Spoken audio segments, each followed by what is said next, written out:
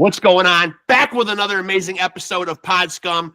This is Reckless Rex Ruger. That, if you couldn't tell by the gangly fucking chompers, is the Freddie Mercury puppet. I gotta announce him all the time, man. And guest co-host, my boy Ray OUTLIAR. Yeah. What is that? Who I've had on before, and who has garnered more views than a lot of fucking people. You've done well. People get bored, man. They see something on there, they want to listen to you, and then they get me. You know? Yeah. Well, listen, while we're waiting for our guest to get in here, and this is one that you wanted to sit in on, man, that you were stoked to fucking be a part of, man. It might take him a minute to get this email, man. So promotional mode, man. What's going on with OUTLIAR? Yeah, we're getting ready to try to drop this this EP the beginning of next year. Just wrapping up final art and final mix type stuff that we kind of have delayed. For quite a long time. So Relentless will be coming out in the beginning of the year. It'll be worth the wait. We're excited about it. Just putting the final, kind of polish on it, if you will. So you are North Carolina famous, man. No fucking doubt. I don't know what that means. And hey, man, being famous amongst one fucking state, even, man, is better than most people do in a lifetime, man. If famous is it's an arbitrary term, dude. I wouldn't consider myself to be famous at all. It's just but all kidding aside, though, man, you guys are a preeminent fucking North Carolina metal band, though. We're happy to be a part of it, dude. It's we've been silent for a while, but not because we're not doing anything, But it's a lot of bands. I think even we talked to Eddie tonight. He can relate to it. I think firsthand. They pick their spots, and when they release their stuff, man, it packs a punch. So I'm excited to talk to them for sure. Yeah. And I have emailed them, and people know from watching this, man, that. I'll sit here and preamble, man. But being 51 years old and not being good with technology, nothing gets edited, man. I've had some catastrophic fuck ups on here, man. But I leave it all in. I mean, mainly in part because I don't know any other way. Yeah. Hey, keep it raw, man. It's raw and unfiltered, man. Yeah. That's it. It's just like the whole. I'm not pulling no Vince Neils or no Tammy Downs. I'm not half stepping here, man. That's right, man. No backing tracks. No backing tracks. Yeah. Well, he will get this email and jump on here in a second, man. But so, what is it about, specifically, man? I guess we can. He's here. Never mind. So you can give him all the cajoling you want, man. When he gets on here, man. Word. Sounds great. Yeah. This is the part where I need the Jeopardy theme, man. Eddie. Hey, Eddie. There he is. Can you hear and see us? All right. No, I can't hear you. I think we had this problem the last time too, man. But there's no crying in podcasting, dude. I cop that line from Tom Hanks all the time, man. You go with the flow, man. That's it. You just it'll catch up. Oh no, yeah. That'd be awful, man, if he's a musician and he can't be heard. No. Yeah. Yeah, he'll figure it out. I want to say that we had this problem the last time. That could be. It's so many different ways that it all can work or not work. Yeah, I know. I've had the uncomfortable stare before, though. Yeah. I don't. Huh? So if he can hear us, we got it halfway right. Yeah, we got it halfway right. Yeah. Mm-hmm. Yeah, still can't hear you. Maybe if you try jumping off and jumping back on, I've had people do that with great success. I don't know. Maybe try going out and coming back in again. He's on mute though, dude. I can see he's on mute. Oh, there it is. I got you. I got you. There now. Yeah, you're there now. Try something else. Hold on. Give me 2 seconds. Yeah. Now we can hear you at least though. No, now it's gone. Can't hear you again. Yeah. Now we got you. Now we got you. How about now? Go ahead. No. Yes. Now. Yeah. I don't know. Can you hear me now? I can hear you guys fine. I got you through my speaker, so. Yeah, no, we can definitely hear you, man. And hey, man, thanks for doing this, man. And I'm pretty short notice, man. I appreciate it, man. It's the holidays. Yeah, I know the holidays are a pain in the ass. Yeah, they kind of are. What's up, guys? What's up, buddy? Yeah. Hanging. Yeah. Let me get this in a better mode here for me so I could see you guys. Oops. Well, I tend to get on here, man, because I haven't done a whole shitload of those, man. I tend to get on here and have to bloviate and carry the conversation a lot, man. So I'll let you kick off, Ray. Yeah, sure, man. Well, Eddie, I'm Ray. Nice to meet you. Nice to meet you, Ray. I know you guys had talked about a year or so ago, and I'm personally a big fan of you guys. In fact, Yep, absolutely, man. Well deserved. We're out of North Carolina, play some thrash over here, but I remember picking up your stuff. Geez, it's been a couple of years now. It definitely was the Breathe in the Water record, and I'm guessing I probably heard it on an XM or something. I was like, "What the fuck is this?" It's awesome, and I'm infamously known around here saying when I stop playing thrash metal, I'm going to steal all of that dude's riffs and ask him to sing for the band. So it's very. You just gotta steal Black Sabbath riffs. You give it your twist though, man. No, super stoked to talk with you. Mark said he was looking to jump back on. My bad, Rexx. What am I saying, Mark? And, I'm throwing you out. I fucked that all up. I'm a rookie. Take it easy. And we were talking about trying to catch up with you and kind of see what's going on in the world of King. And I know you guys had put down dropped a single, I think towards the end of 23, I think, Haunted Visions, right? And so just are you guys in the midst of working on some new stuff, or are you looking to release some new stuff? Or we are we're fighting like record company stuff and trying to figure out, we're on the fence with all that stuff, like management and labels. And I mean, we just had a little I don't know, I would say a little bit of a courting, if you will, that just kind of turned out to not be what we really wanted, and what they really wanted as well. So we were, courted, we had something going, and we're like, ooh, super excited, but there was a stipulation, and we're just like, I don't know, that kind of feels weird, kind of feels a little dirty. And they're like, well, this is what we want. And we're just like, and if you guys can't get it, then we want out. And we're like, oh, okay, cool. We're it's not our first rodeo. We don't get butt hurt anymore. You're just like, oh, okay, no problem. Have fun. See you in another life. Yeah. Is it almost easier to just fucking say fuck it and just do everything yourself? It probably is at some level.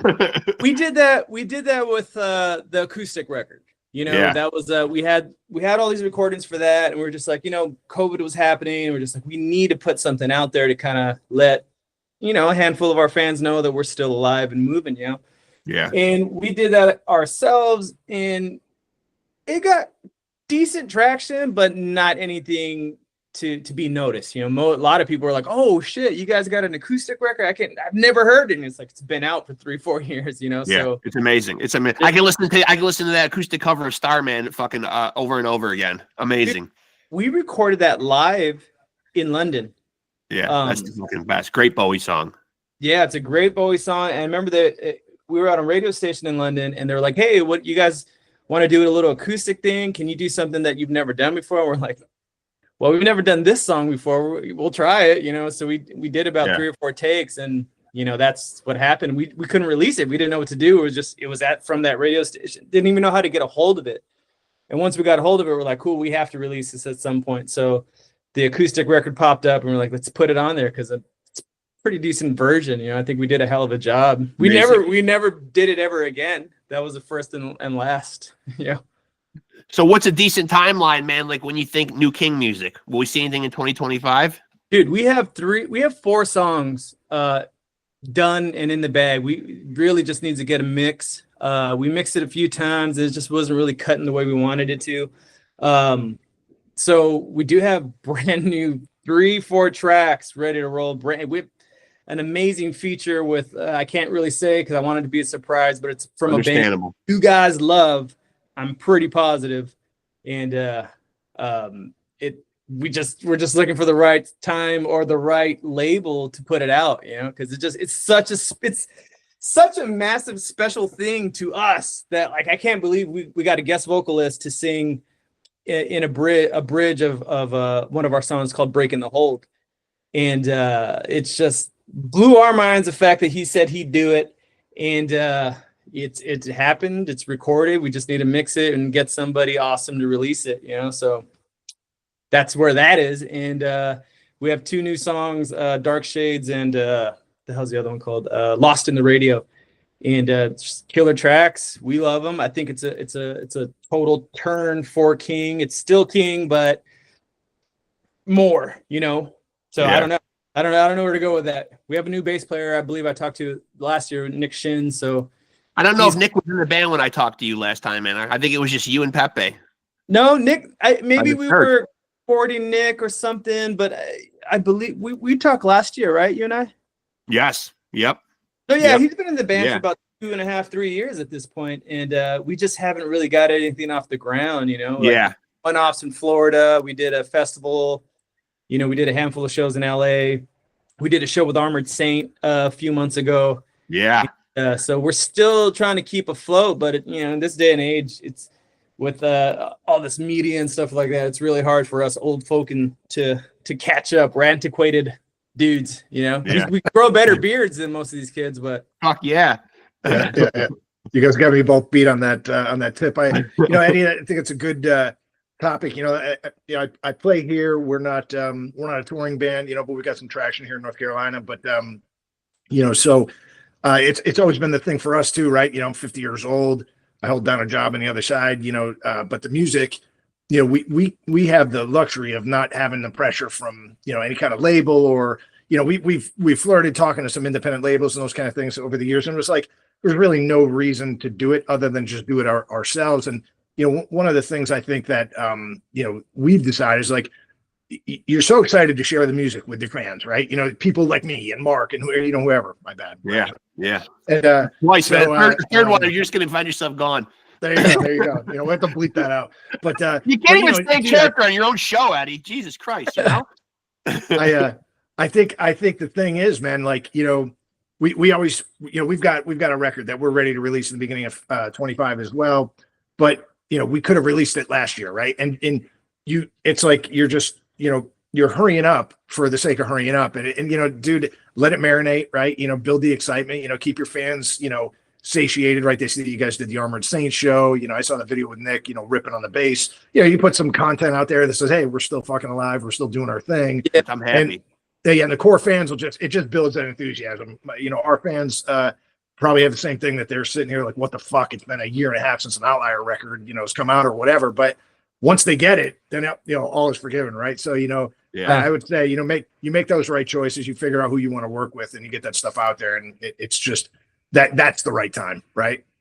Yeah. When it happens when it happens, and that's what you're saying, it's the right time when it just does, it's like, if you rush things out, you end up blowing your load right out the gate with no idea of where it's going to go. It's just all on the walls, on the ceiling, just like, does it really get to where you need it, and we contemplated releasing these new 4 songs, because we'd also release Haunting Visions on our own as well, and that got decent traction on its own. And we're like, we didn't have a label with that. We didn't even have management with that. We just released it, and we just thought it was a killer track to put out,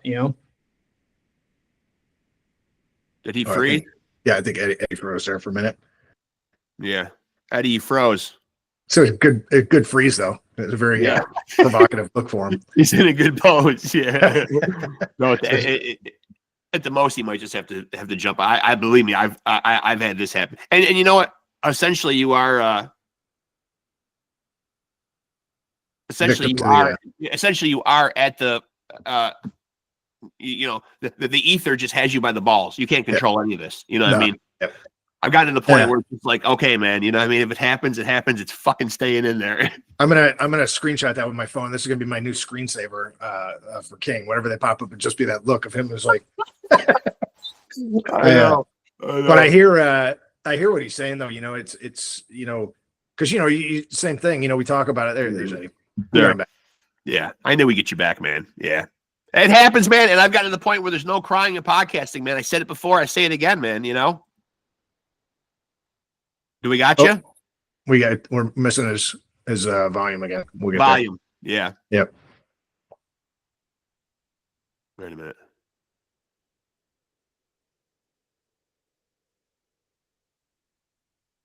Nope, not yet. Try it now. Yeah. How's he not? It's like where we started at the beginning. It was Hey, if the music thing doesn't work out, man, we got a great Three Stooges routine, man. Right fucking here, man. We all just meet in a Google Meet room and try to figure it out. I just want Eddie's face to be frozen at that kind of inquisitive look from now on, Yeah. But it'll come back. I've had this happen where people have had to go out multiple times. I had shout out to I think he plays guitar or bass, Robert Cardenas. He's in Possessed. Oh, sure. Yep. I think I got a kick.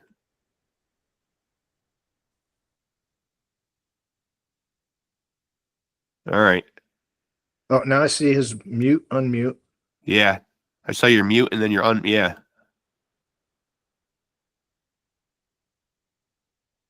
I saw it too. There we go. Oh, there we go.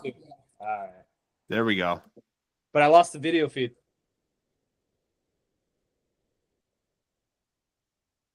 No, wait a minute. Let me try one more time. Hold on. No, now we got good audio. There we go. We're working on it, man. Technical difficulties, man, but so what though? You know? This is life. When you're David Lee Roth's fucking bastard child, man. This is what you get. Even Rockstar Genetics can't help you avoid this. No, that's it. Done. Done. We're good to go, man. Yeah. Back in the saddle. And so I think I think if I remember correctly, and I have taken a couple edibles, so I might not be accurate on this, but I think you were talking about when the time is right, releasing music when the time is right. Yeah, well, you just want to make sure that right. certain eyes are watching when you do it. You know, you just don't want to like release a song and it just goes absolutely nowhere. Yeah. No one even knows it exists, you know, so. So what's the release format? What's the best way to release music nowadays, man? Like, what's you guys' opinion on this? Because it's like a singles-driven world, man, or people are releasing EPs and just trying to keep getting like material out there, man. What's the format? What's the recipe? I think it's all about what, you know, the EP thing. I did have a conversation with someone in one of those media formats where, you know, we pay into it, and they were talking about how rock and roll and heavy metal doesn't really benefit from the single material. That's like hip hop and pop. Like you could get the hip hopper dudes and they have a couple of band, you know, rappers join and they have a whole thing that kind of, you know, happens. They could do that. Rock bands have a core, you know, audience, and you give them one song, they're like, that's it. You know, I need more, you know, so EPs might be a little bit more, you know, attainable for rock listeners. Or like, ooh, did you hear those last 3-4 songs? You know, those were really cool. It's really, it appeases that. Right. Almost, it's not really an album, but what we're going to try to do is continually release EPs within the year, you know.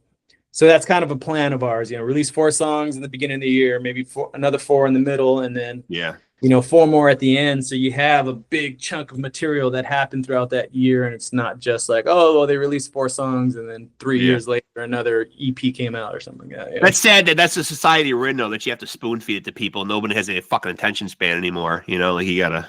It's sad. It's a weird world we live in, especially with the younger audience who just, they can barely even order pizzas nowadays. You know, they just can't even get on the phone, let alone look for music. You know, if it finds them, yeah, hopefully great. But I don't think we have the money nor the intellectual power to make things funnel into everything, you know? Yeah, one of the things I kind of tag on to that. I agree with Eddie. You know, I think the EP is the way to go. You know, it also, I think it takes a little bit of the pressure off of the musicians as well, because I mean, I think you're not forced to, like in our world, it's like you know, you're writing the next Master Puppets or whatever. It's this 8-song, 60-minute record, you know, and I think you lose some people outside of these bands. Like I'm a huge Opeth fan. I think Eddie, I think you are. I wanted to get your take on the new record here in a little bit, but you know, I think you know, you get a band like that really says, hey, this record is not meant to be cut up, right? It's got a flow, you know, these 7 songs or whatever. And I think, you know, with a lot of the music nowadays, it's really hard to find that captive audience, I think, that sits there and wants to commit to sitting down and listening to 60 minutes worth of stuff, or even 45 or whatever. So I think the EP is nice because, you know, you put 5 or 6, you know, killer songs on there, and somebody's like, man, I've got a half hour for this stuff, right? You know, you're going to listen to it. And they're going to feel it. And a lot of times, I think it hits harder. You know, and I'm not just saying that because that's what we're doing. I mean, we're fucking nobody, but it works for us too. It's like this thing of like these 5 songs or whatever, you know, you put that out. And then if you're, you know, you're kind of juiced up on it, maybe you have a touring cycle or whatever it is that you're going to do around the record. And then, you know, you're inspired. You're like, shit, let's go. This is, you know, you throw another 5 songs a year later or something. I mean, you look back to like Kiss way back, right? Like they put those first 2 records out in like a year and a half, right? And you know, I'm not saying that that's what everybody wants to do, you know, records every year and a half, but I think it's just kind of the way that the world works. I notice more people putting out EPs. I have respect for the bands that are putting out a record, a full length, because oftentimes, you know, people are like, they just want something and they just don't want to commit that time for that whole record. And, you know, it's depressing, but it's just kind of the world we're living in. I think people are I listened to 4 seconds of this song and I was like, oh, that's kind of cool. Or, oh, that sounds like the last record. And then they're gone. They're gone. And that it's a really hard thing. You know, how do you combat that, Eddie? Do you know, just kind of just go with the flow, right? We just, you know, we just kind of, you know, sometimes ignorance is bliss. You're always kind of hoping for that happy accident. Like, we're just going to do what we do and put it out. I mean, you know, what you're saying, you know, that was a great time. You know, people don't listen to music like that anymore. You know, you might, I might, you know, but it's a very small fraction to, I always kind of look at listeners as like, what does the mass listen to? You know, it's a tough thing. Like there's a lot of generic stuff. They have to have things kind of, you know, crammed into the idea of what it is. If it's a heavy band, it has to be really heavy. You know, like, you better talk about the fucking devil and this, that, and the other, and it has to be heavy, because if you don't, well, then you're not metal enough for us. You know, we fall under that. You know, we're not heavy metal enough to really jam with the heavy metal bands, and we're too fucking heavy for the radio bands, you know. So we've been struggling with that all our career, you know. So it's just like, we don't really fit in any genre. You know, they try to toss us into stoner rock. We're like, well, we're not stoner rock because we can actually play really fast. I believe we talked about that the first time you were on. Yeah. And I was saying, man, that I tried your music both ways after smoking, and it didn't matter. Yeah. You know, I had a big talk with myself when I started writing music. You know, I was just like, man, I really want to have this, like, you know, Eric Clapton Cream vibe, or that the sustainability, the songs are still good. Zeppelin, you know, you could play it drunk, high, or straight, you know, and you're just still enjoying. Sabbath, you know, like the first 7 records, whatever, you know, all the Ozzy records, I swear to God, I could listen to those records nonstop, and it energizes me. You know, it's like, oh, fuck, Sabbath, Bloody Sabbath is on, or Spiral Architect. Yeah, I could drive for 12 hours just listening to those records on repeat, you know? Yeah. So, yeah. Well, I think that's what makes you guys stand out too, right? You know, that it's, you know, when I listened to, you know, the last conversation you guys had, you know, you said something that strikes a chord with me too. It's like, you don't really give a fuck what anybody thinks. You're just doing your thing. You know, you're not hurting anybody. You're playing music with your bros, and people are picking up on it, and it's fucking great. You can tell there's a lot of thought put into it. You know, it's really well done. I'm no small fan of the band, but you know, I think it's cool to just go out. You cross a bridge at some point in time where you say, this is my creative vision, right? And this is what I'm going to do. And if we're feeling it collectively, you guys jam on something in the room and it turns out, you know, maybe a little bit different than something else you guys have done before.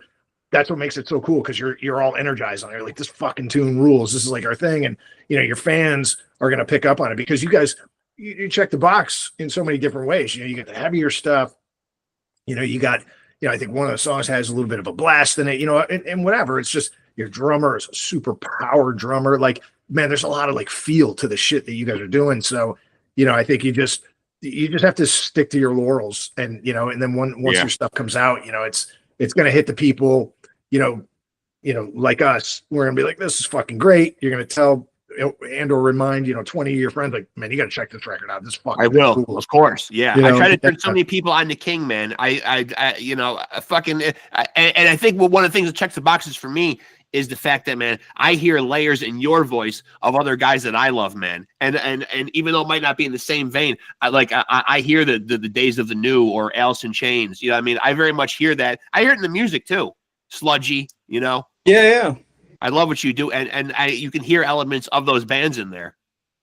Yeah, I mean, again, dude, you know, some of our growing up, the biggest bands on the radio, which it's kind of funny because most kids these days have no clue. Back in like what, 92, 90 radio. The radio was insanely good, you know. You're just like, this wasn't pop stuff. It was like you heard your Alice in Chains, the Soundgarden, Stone Temple Pilots, Pearl Jam, Days of Anew, that first the first Jared Cantrell record, the Bogey Depot. Like I remember them playing that single and being like, "Fuck, this is rad. This is so good," you know? Yeah. And as you get older, and you go back to those records, you're like, "No, this was amazing. Like this was an amazing time for me." That was almost one of the last legendary musical status eras, you know? Yeah, definitely. 60s, 70s, and 80s, you have all these legends that were legends. They're legends now, you know. And you go back to the early 90s and those type of bands, and you're just like, they were probably one of the last, you know. Everything else is kind of all over the place, or even us, you know, we're a throwback to something from the past, trying to move the genre forward. But a lot of listeners, I don't know what they want, you know. I really don't. We try to figure it out, and well, what do you think? Maybe this heavy thing, you know, just nobody really wants heavy anymore, you know. The radio doesn't listen to heavy. You listen to your stations now, and it's just like, right. Couldn't even tell you any of these new bands. I just literally on the way here was listening to about an hour's worth of brand new music that came out on iTunes. It's like brand new rock and metal, and I'm just listening. I'm like, yeah. Oh, this is not good. You know? But what do I know? You know, I don't know shit. You know, we're not. Well, I like that you're being candid about it, though. It is hard to find new music. I ask guests on here all the time, man, like what their listening trends are like. Like I was that dude who just, when I'm listening to music around the house, doing shit or whatever, I fall back on my favorites. You know what I mean? The podcast has certainly helped me explore new music and give younger bands a platform on here, man. But my listening trends were like that too. You know, I would rather put on like Master of Puppets than anything today. You know? Yeah, you just go back to the stuff that, and a lot of it maybe has to do with the fact that when you were growing up, that was the hot shit, and it just reminds you of those times, and it just kind of stayed, you know. You know, I have a lot of, you know, older friends who just they really love like LA Guns and you know, what's the Round and Round band? Round and Round. Rat. As long as you don't bring up Pay Me Down, man, this episode won't get out of control, man. I knew that was coming. Yeah, and that was just a little outside of where I was growing up, so I could respect it and I love it, but I'm not super blown away by it. But then again, those dudes are not really super blown away by the shit that I love. You know what I'm saying? Like, right. Yeah. And then the younger kids don't give two shits about what either one of us love. You know, just like right. Well, I think Ray wanted to get your opinion, and I'll step out and let you guys, because I'm a newer fan, man. But I know you guys are both fans of Opeth. I know Ray wanted to know what you thought of the new. If we're going with the new record, I haven't heard it. Okay. Oh, I've not. It's definitely worth a listen. Yeah, definitely worth a listen. Everybody's saying it's kind of a back to where they were, like, you know, Blackwater Park and shit like that. Yeah, it's definitely worth checking out. My wife and I caught them in DC. They were playing with Tribulation back in October. Sold out show, fantastic performance. I am no small Opeth fan myself, and you know, I kind of took a hiatus during those 16 years where I crave the heavy vocals, but I also have so much appreciation for Mike as an artist. I mean, he is a true artist. He doesn't give a fuck, and he just does his thing. Wickedly talented. I mean, that guy is incredible. I mean, oh, dude, so good. I remember listening to Ghost of Perdition for the first time, fucking eons ago, and just kind of blown away and how big that track was. It was like fucking 10 minutes. I don't know if I want to sit through this, and I sat through it, and I was like, oh shit, this is like, oh wait. It's already over. Yeah, and he's singing and he's doing that throw, like, holy shit! And they're distinct. His voice, his singing voice is him. His throat voice is him. You know, you're just like, you could hear all that happen. And that says a lot for him as a musician and a singer, vocalist, and a guitar player. God damn, the guy's fucking phenomenal. Oh, yeah. Whereas a lot of heavy throat singers, you could run pretty much anybody that sings like that and put them in front a band, you know. Not to say throat music or singing with the growl is easy, because it's really not. A lot of people will be just like, oh yeah, he's just Cookie Monster vocals. You're like, yeah, but try it, you know. And it's like, oh, it is hard, you know. You can't really do it. So I do respect the guys that have their distinct heavy vocal, you know. So I think the last time we talked, though, man, I did find it kind of amusing, and I'm wondering how much you peruse this topic and keep tabs of it, man. But we had brought up the fact that you had to send a cease and desist to a hip hop artist trying to call himself King. And we laughed about how many people want to be an artist and use the KYNG format or spelling somewhere in there. Now, this artist laughably put in 2 Y's and 2 G's, but still, are people out there? And did we ever put a finger on why people love the spelling of King that way? I have no clue. I absolutely have no. But it does belong to them, Ray. KYNG belongs to them. Yeah. KYNG belongs to us, and we have the cease and desist letters going out pretty much nonstop.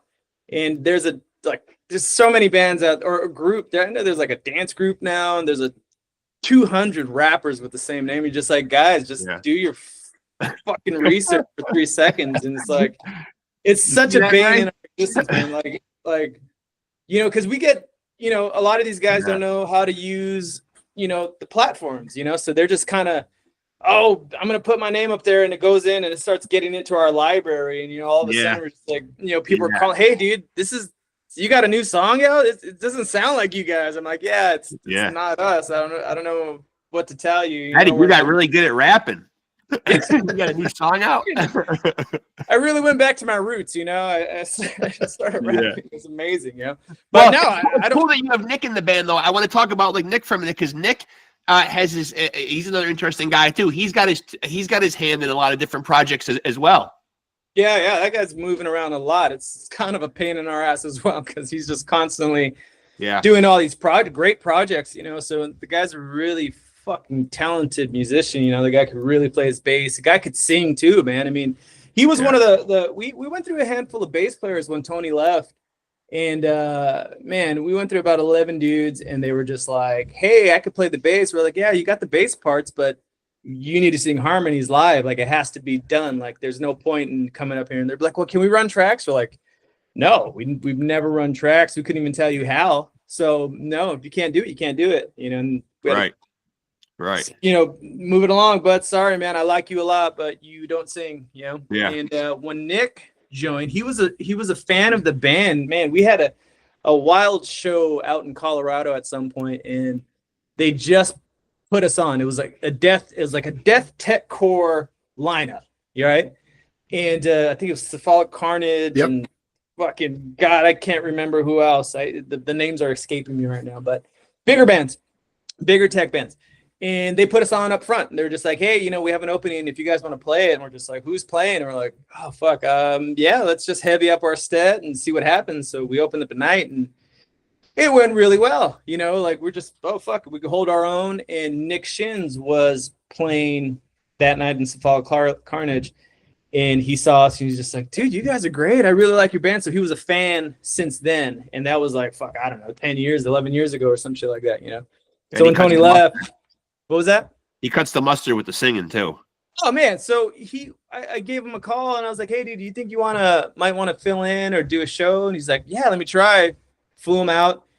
And he was able to sing, you know, and we're like, perfect. And we were able to fucking do the shows, and he's our go-to guy when he's in fucking town, because the guy's constantly all over the place with Havoc and Jump for a Cowboy and fucking Nuclear Power Trio and fucking so many bands. Those guys amaze me, man. Those guys, when I have guys on here that are just in multiple projects, it just amazes me, man. I mean, I'm bitching and complaining about my 8-hour-a-day job, man. You know, I mean, these guys are just grinding, man. You know, my hat's off to them, man. Guys that can be in like 4 or 5 different bands.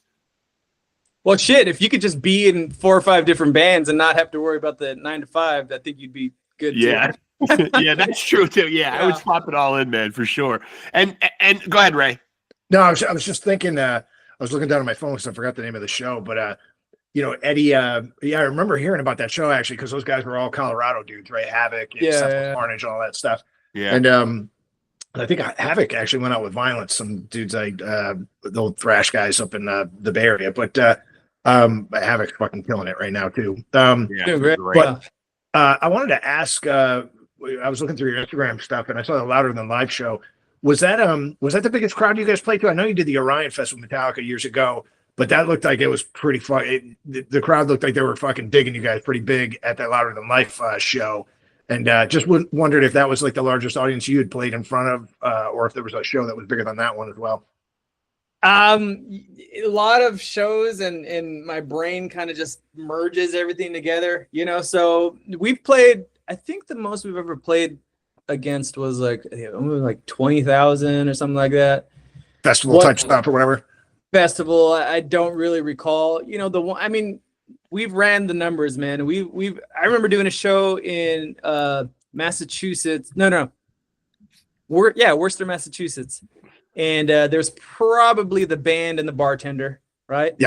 And then the very next night in Boston, it was 3,000 people. You know, so you know, sometimes we hit, sometimes we miss. You know, we just give the show what it needs every night. Like, I don't think we've ever been like, yeah, fuck, there's only 5 people here. You're like, well, there's 5 people here. We're a little band from Los Angeles. Like, we're gonna give these dudes the best show we could possibly give them with, you know, given the time allotted. Yeah. And now, because I talked to so many musicians on here, man, obviously, with people not buying as much physical product anymore, bands are out there touring, grinding, selling merchandise, man. When will we see King back out on the road? I don't know. Yeah, I can't really say. And Pepe just started playing with Ministry, so I know Ministry's taking up his time for time being. I don't know how often they're going to be going out on tour. I know there's going to be a handful of one-offs and maybe another record or two. I'm not sure, you know, so we're just kind of playing it by ear and moving forward. You know, we're not, you know, trying to give up, because we're you know, there's a window of opportunity for us. I think just the band's existence, like by the time we hit the airwaves and shit like that, you know, that was like the window was about this close, and we got our foot in there, and lifted up and walked in, and we're like, no, we're here, you know, we made it. And we were able to, you know, telegraph some fun stuff and move the road a bit and make that money and tour with big bands and do massive festivals. And we did that for a good 8 years straight, you know. It just, not that it didn't catch, because our fan base is solid, you know, like the people who love us absolutely love us. You know, the people that don't get it, they just kind of, oh, I don't know. I don't really understand music that much anyway. You know, so we're very grateful for our fans, because, you know, again, people who listen to King, they either love it or just don't get it, you know? Right. And there's never really an in between. They're just, I love your fucking band. We're like, damn, thank you for getting us, you know? Yeah. That being said, I don't know where my fucking point was going, but, you know, trying to get out on the road and you know, we haven't done much, you know? So a lot of other bands are looking for somebody who has multiple material. Everybody wants to make money, you know. So if you're a band that kind of doesn't draw much, well, they're gonna look for the band that is drawing, you know. So it's a tough one. So we'll see, you know. We'll see. It's tough. I want to key on some of that. You know, I got a lot of friends, you know, like yourself, Eddie. You know, they're in touring bands, and you know, it's fucking hard, and the cost of, you know, it's no joke, the increase in the tour, you know, whether it's a tour bus or the fuel, or, you know, pick the thing, man, you know, just getting the right package, and everybody's trying to get out there and kind of compete for that same, you know, that same share of the pie. And, you know, it makes it difficult, and it sucks, because, you know, you know, it'd be great if you could jump in a bus, if that was your thing, and you wanted to go and play fucking 200 shows and come to the East Coast, hint, North Carolina, and we'll hook that up. But, you know, but seriously, you know, man, it's fucking brutal. Like, it's brutal. And, you know, I remember reading an interview with the bass player of Exodus, you know, Jack, and Jack was saying, like, dude, we're fucking t-shirt salesmen. And there's no joke, man. I mean, you know, that's the thing. You got to get some, you know, the merchandise that people are going to, you know, come to the show, buy the material. And, you know, I know it feels good. You know, I'm a big concert t-shirt guy, just like the rest of us. And, you know, you go to the show and you buy that, and you're helping guys get down the road or whatever, you know, and you hope that 3,000 person show, everybody's fucking selling all your, you know, buying all your shit, and you guys are happy and like, fuck, all right, man, we're getting this thing done. But man, with the way that costs post COVID, you know, shot up, it's crazy. You know, I saw, you know, that band, I don't know if you heard, Eddie, that band, Category 7 yet, but, you know, that's, it's the Dave Allison band? No, it's, but it kind of super group type stuff. That's, your boy from Armored Saint, in fact, he's singing for them now, John Bush, right? Him, with Phil from Violence, and now the KYNG band, all that kind of stuff. And, you know, they were going to do, it's a pretty humbling comment to hear, but they were going to do this mini, like, East Coast run. It was like 14 days or whatever.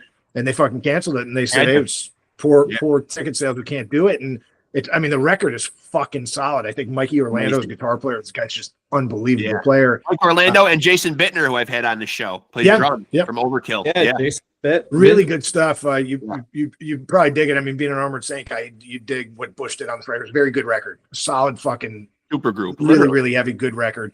A lot of dynamics to it. But, you know, it sucked because they were playing, I think, in Maryland, which isn't too far from North Carolina. I was like, fuck, I'd like to go check this out, you know, and see Phil, see those guys or whatever. But I mean, fuck, I saw the news and it was like, you know, they just canceled it. And, you know, and it's not because people aren't buying the tickets for those bands. It's just like people are so selective about going to shows, man, that attention span, you know, comes back and just fucking kills everybody. And kind of on the back end of that comment, yeah, I wondered, you know, what you're seeing out there, Eddie, you know, in LA. Do you see like, you know, do you see any kind of like scene out that way? Like people are going to a lot of shows and stuff. Cause here it's hit and miss in North Carolina.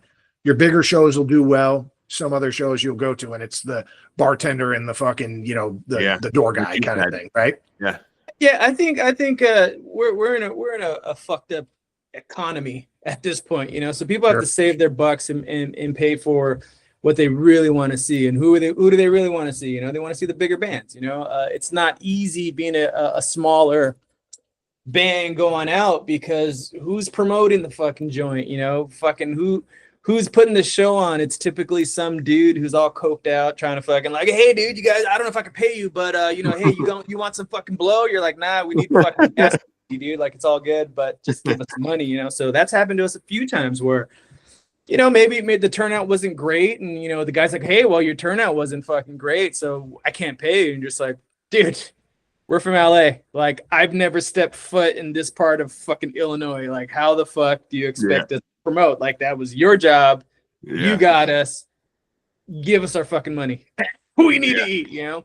Yep. And so it's really tough, and everybody wants to rely on your social medias, but like Facebook and Instagram, they've created problems for young bands up and coming who can't, you know, promote or put the $50 into getting out to like 800 people who are fucking from different parts of the world. You're like, dude, how is this working for anybody? You know, and price of gas is like shot up. So how do you put gas in the van and move on to the next city with these really shitty guarantees? And you hope to God that you sell 20 shirts because, you know, that could be enough money to get you a hotel that night, you know, and it's tough, man. It's a funny thing, musicians, you know, who you want to get in this business, and once you're here, you're just like, I love it, but I'm fucking dirt poor. You know, I love it, but I can't pay my fucking bills. I love it, but and then it's taxing, and that's why you see a lot of bands just kind of like, fuck it, I'm out. Like,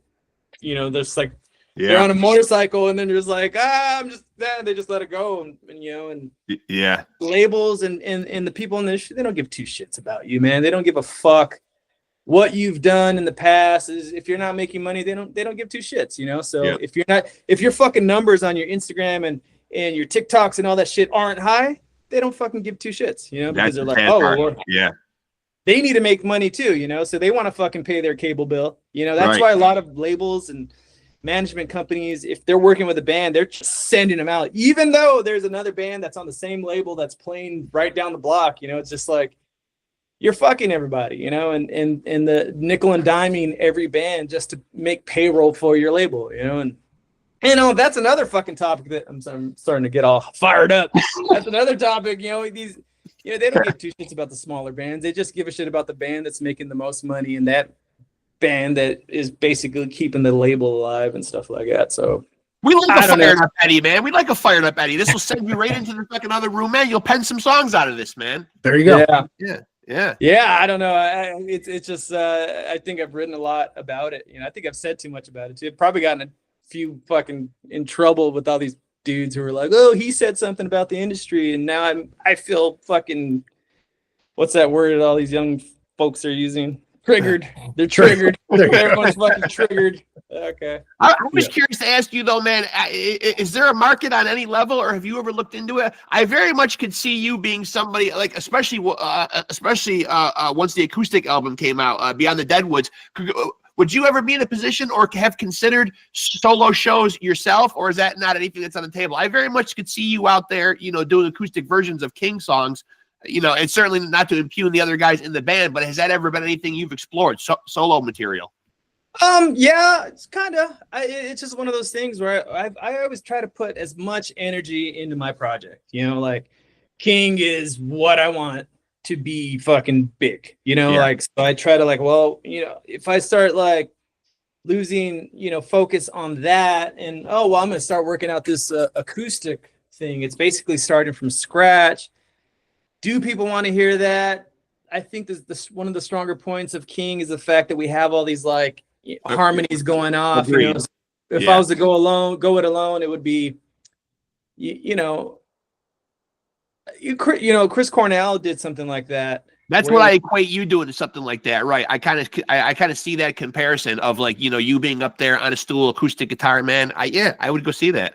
He did such a great job, but he was also Chris Cornell, you know, like that guy fucking so powerful, and he already had songs from Audio Slave and Soundgarden and his solo record Euphoria Morning, which were like these mega masterpieces, you know, and so he could go there and just use his voice and a guitar and play those songs that we all love, and it's like, oh wow, we're watching the heart of all that stuff right there, you know? Right. We were never that big, you know. Maybe if we were fucking massive at some point and be like, yeah, I'll do that, and people will come out and they want to hear that, and, you know. So when was the last time you went to a John Fogerty acoustic? That's true. Oh, is John Fogerty still out there touring? My God, the guy's got to be in his 80s. Is he still out there? I believe he is. You know, I mean, I don't know. I don't even know why I said that, but I felt like there was a connection there. Well, so is Frankie Valli, man, and that looks like it has. That's what I was going to say. Fuck, man. Frankie Valli, holy moly! Whoa. Wow. I mean, you know, I did a nice wormhole dig with that when I saw it happen. My girlfriend was just like, "Check this out. He looks like a dead fucking dude." Lips aren't moving. The track is playing, and he's like, you know, eyes all my God. Come on, man. You've got to have paid that nut off with the mob by now, man. Let the poor guy retire. I know. You know, it's funny. That sent me down the whole road. I ended up watching that movie Jersey Boy. Oh, it's great. Like, what? It's great. I have to watch this now because I never had any interest in watching that movie ever. Yeah. And then once I saw that, I was like, dude, what's going on? What is this? Directed by Clint Eastwood. Amazing movie. Yeah. Are you kidding me? You can't borrow money from the mob, though, or you will be on the road grinding it out till you're 90. Yeah, shit. The mob does not forget. Can't even be anybody alive anymore that could collect on that debt, man. Who's around? It's gonna come I believe if the movie holds true, I think he did pay that off like sometime in the 90s or some shit like that. Yeah. What a weird one. Now Frankie's got to make a little money for himself, though. Now he's been paying. He's been putting all the mob. God damn, but he's putting money into like what? Like fucking rockers? I don't know. Like, fucking it's steroids to keep his eyes open. I have no clue. Yeah, when that I'm getting a gnarly feet like a distortion from Rexx. Oh, is it? Yeah. What? That's better. Oh, I'm on a podcast right now. Oh, not anymore. Oh, you are? Okay, hold on, man. I think my daughter's going to make a guest appearance. You guys talk amongst yourselves. Oh, perfect. Man, those videos are something else. I was showing my wife, and I was like, this is unreal. This guy's fucking eyes, like, they don't blink, you know? Yeah, and it's kind of incredible stuff, man. But even more amazing is that he has the will to go up there. Most people would just be like, I don't know. Why the fuck would I? Merry Christmas, guys. Merry Christmas. Merry Christmas. I love you too. Oh, that's awesome. It's but you know, there's got to be something behind it, man. Somebody's putting some money into that show, and I just can't imagine when I see the people think about the people who are going to see that show in Vegas, right? And they got the 30-year-old kids who are like snapping their fingers and dancing behind them, and then that guy rolls out and he's just like. I would like to point out, though, man, that my youngest daughter did get me this beautiful fucking custom-made shirt with the podcast name on here, man. So fucking love it. Yeah, a good present, man. An awesome present. I mean, it's nice when kids are paying off. Hey, that's awesome. You guys hear me? You can hear? Yes. Okay, cool. Now we can. Yeah, I was having some gnarly feedback, distortion issues, so I just did a couple of. How is it? Better now? Way better now. Yeah. Okay. I think it was. I may have issued this the last time. I may have asked you this the last time, man, but when you guys do get together to make new music, man, and I've had Pepe on too, man, what's the creative process like with you guys, man? Are you writing the majority of the material? Do you guys collaborate? I kind of bounce ideas off of Pepe. You know, I'll do a handful of I'll write a handful of songs, and if it's not just a few riffs that sound good with the melody, I'll send it over, or it's a full song, and it's just like, is this something? It's always a question of, is this something? You know, I like to get the guys on video chat, because we all live in different states. I like to get them on video chat and then say, hey, listen to the song, because I could read their faces, especially Pepe's. I've known him for so long. I could tell when he's like really excited for something, or if it's like, oh, yeah, his eyes change. Like, he'll be like, oh, that's cool. That means it's really good. Or, oh, that's cool. Like, it's not good enough, you know? So it's like, same word. Pepe needs to work on his poker face. Yeah, he delivers with his eyeball. Oh, yeah, it's good. So once you get that Frankie Valli look, then you know you got liquid gold right there. Yeah. Gold. Liquid gold with the Frankie Valli. Yeah. Eddie, question for you about so you guys when you record your stuff, do you guys record on your own, or do you hit a studio, or do you have a preference, one way or another? We try to find the best, the best that we could afford. You know, when we were on a label, obviously the label would front the bill. Now we're just like, well, hey, let's just get it done ourselves, you know, because again, you get in a label, they front it, but then you're fucking paying them back for the rest of your fucking career, you know, like Frankie Valli. With Frankie, yeah. So and then in the end, you don't really see very many like the paperwork of what was actually given to them, and it's just like, oh, just lost, you know, just like, oh, okay. And that's for a lot of big ass bands that go out there who get the same, like, oh, it just says a loss, and they're like tax write-off shit, you know. So that being said, when we started writing and recording these EPs, we really wanted to try to get somebody who's really good, and we found Mike Plotnikoff, who he's done a lot of really big pop rock stuff. He worked on some Aerosmith shit as well. I believe it was Pump, you know. And lovely fellow, you know, we like him a lot. He's a really, really great dude. So he could pick up the stuff, and he helped us out. He's a Canadian. You know, those Canadians are super nice people. So nice people. That's cool. Really good to us and really nice. We, you know, kindled a really good friendship, you know. So yeah, we won't do it ourselves, because it's kind of like that bit where, you know, just because you're a good basketball player doesn't mean you could coach the fucking team, you know? Mhm. So, Right. so we always kind of like, yeah, I could write music. I know what shit sounds like. It should sound good. I know my amp sounds good. My guitar playing is fucking doing well. Pep's drums, like, we all get it. But when you put it into the system, and are we using the right mics? Are you using the right fucking stuff? Which goes right over our head, you know? And most of those big time dudes have like $1 million worth of equipment, and you're just like, oh, that's why that sounds good. You know? Yeah. Sure, a lot of times if you grab a record from a friend or a new band, and they're like, oh yeah, we recorded it ourselves, and you take a listen, and you're like, oh yeah, you can tell you recorded it yourself. You know, it's never sounds amazing, you know. And then they're like, oh well, we mastered it ourselves too. You're like, what, how? And they're just like, yeah, there's a little button, we push master, and it sounds great. You're like, no, it doesn't. It doesn't sound like. I'm interested to get your take though, man, because I just asked Paul Mazurkiewicz from Cannibal Corpse the other day. You know, I imagine that you look at all your albums and your songs individually, man. You know, as like, you know, you heard artists say, you know, every song is like one of their children, or it's something you created, obviously, man. But is there an album specifically, man, that you think stands out as the best representation of what King does? You can answer, and then I'll tell you what the right answer is. Right on. Okay. I don't know. I believe like our first record, I know it doesn't sound amazing. I never liked the sonic quality of it, but it had really good songs on it.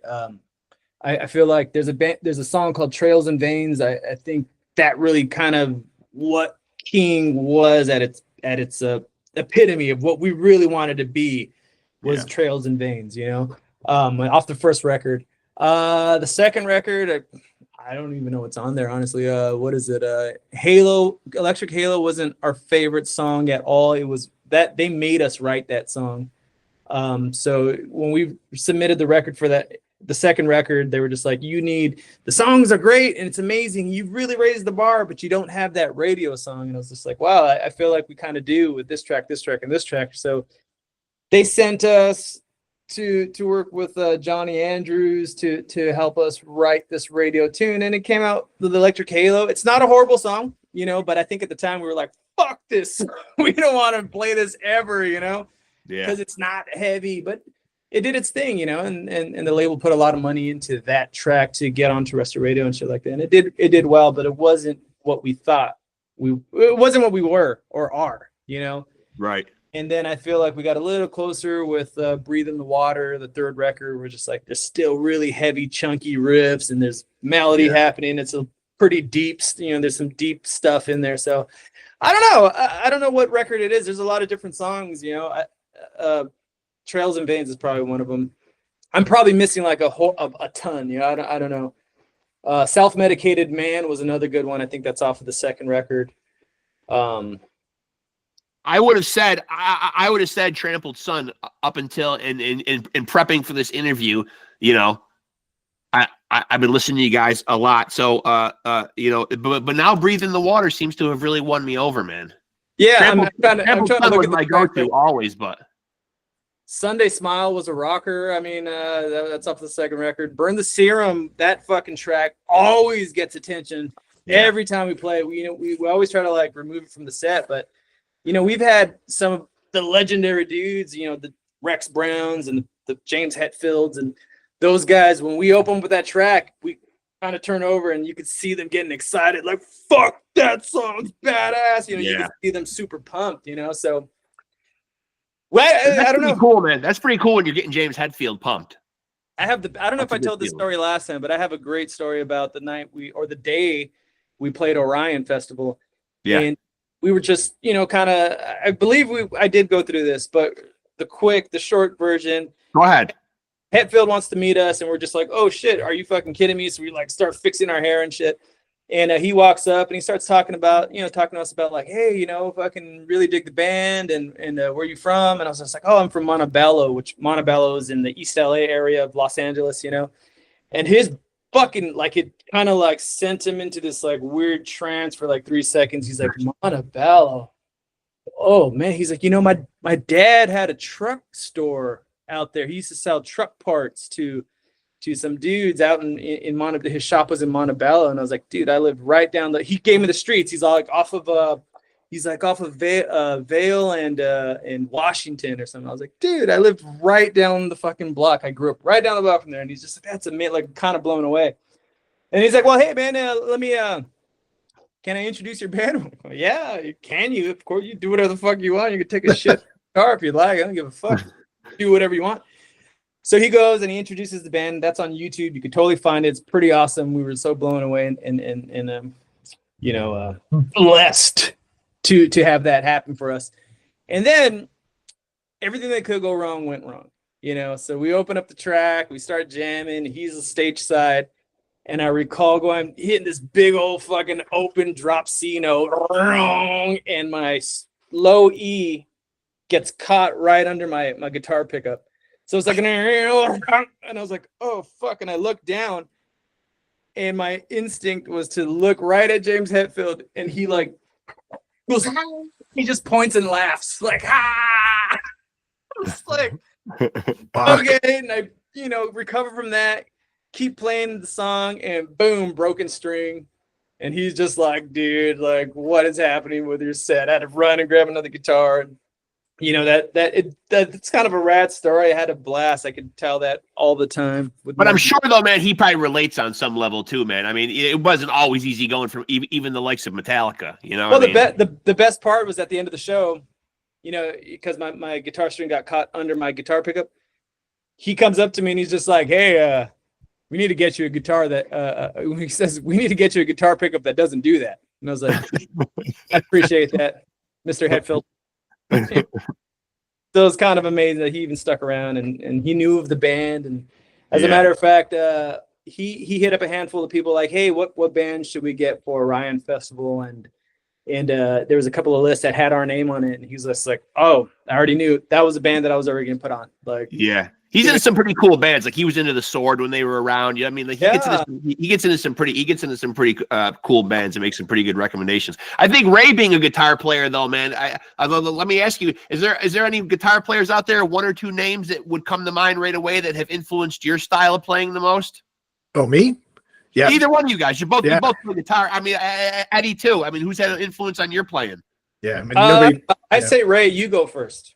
Cool. I was going to say, dude, nobody really gives a fuck what I think, but I'll just act like I'm important for a minute. But it would be Hetfield. I mean, fuck, dude, think about it. I'm 50 now, right? So when I was 12, Master of Puppets came out, which I kind of equate Breathe in the Water to your Master of Puppets, Eddie. It's just, it's a flawless fucking record. It really, dude, hats off big time. And, I'll invite you to when I start doing fucking tribute shows in about 10 years with you guys. And but no, it was Hetfield just based on the, it's fucking 12, 13 years old. You see this guy's just so fucking fast down picking, banging his head like a crazy fuck. I mean, that's everything that our band, Outlier, that's our thing. We're no backing tracks. It's all just fucking get up there and put out a show.